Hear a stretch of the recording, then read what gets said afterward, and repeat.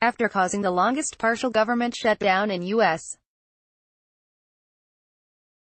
history in a failed attempt to obtain nearly $6 billion in border wall funding, President Donald Trump now plans to defy the will of Congress by illegally siphoning billions of dollars from the nation's defense budget.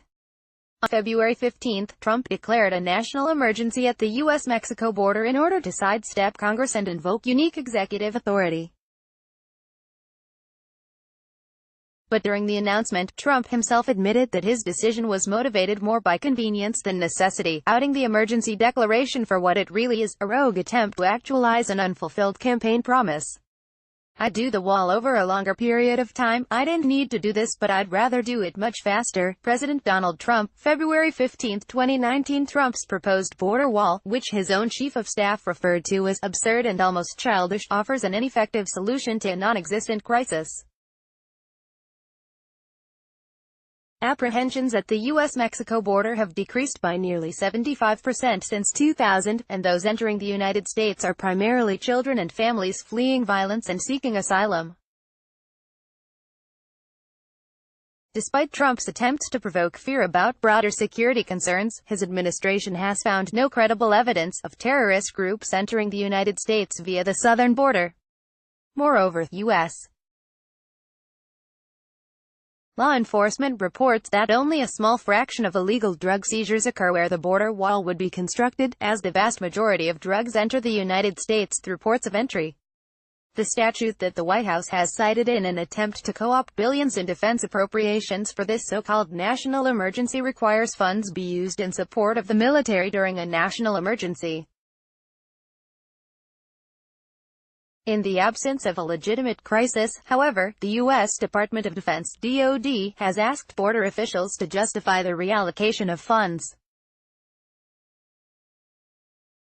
The United States defense budget reflects the military's articulated needs to maintain its capability to monitor and manage national security threats. Trump's diversion of these funds constitutes nothing less than a dereliction of his duty as Commander-in-Chief. Some of the generals think that a border wall is more important. They think this is far more important than what they were going to use it for. I said, "What were you going to use it for?" And I won't go into details, but it didn't sound too important to me. President Donald Trump, February 15, 2019. To supplement the $1.375 billion in border barriers that Congress approved on February 13, Trump plans to divert funds from the following sources, in the following order: approximately $601 million from the Treasury Forfeiture Fund, up to $2.5 billion in DoD funding reprogrammed to the department's Drug Interdiction and Counter-Drug Activities account, $3.6 billion in unobligated funds from the DoD's military construction budget, including funds from previous years. The Treasury Forfeiture Fund. This fund consists of asset forfeitures that were collected by the U.S. Department of the Treasury and the U.S. Department of Homeland Security. The Treasury Forfeiture Fund is intended for legitimate law enforcement purposes, such as enhancing the government's capability to disrupt criminal financial enterprises, including money laundering to support illegal drug activity. As noted above, a border wall would do very little to impede drug cartels, terrorist organizations, or embezzlement, so diverting funds from ongoing law enforcement activities with its construction would undermine this account's mission. The DoD's counter-drug account. The DoD's Drug Interdiction and Counter-Drug Activities appropriation is used to fund federal, state, and local law enforcement investigations into drug trafficking and gang activity.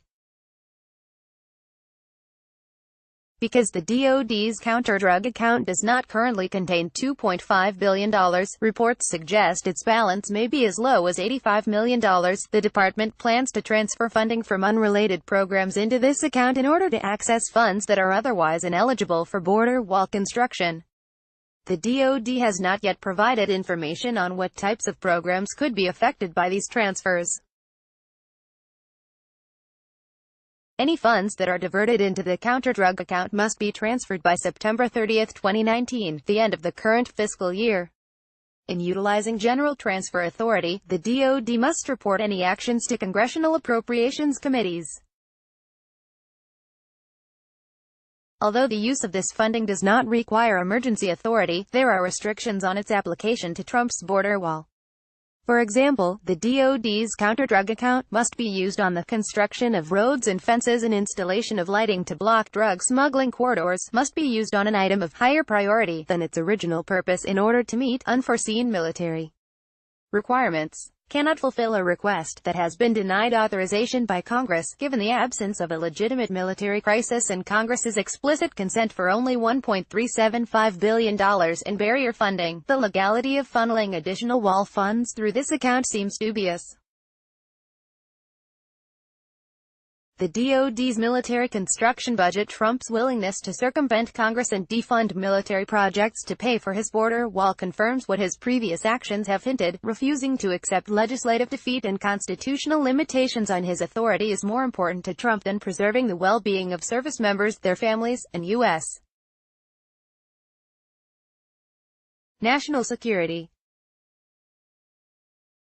Congress authorized military construction dollars for scheduled projects, including critical infrastructure improvements such as removing lead and mold from military housing, improving the safety of overseas bases, and upgrading military hospitals and schools, not a border wall.